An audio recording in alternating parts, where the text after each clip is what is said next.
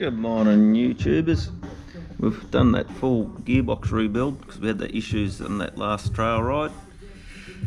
We get a $340 complete gasket set from KTM. I'm not going to name and shame, but they neglect to tell you it doesn't actually come with a gasket for the starter motor side. Very disappointing, as I wanted to get it going this weekend. And then also another company where I got a new piston from to, might as well give it a freshen up.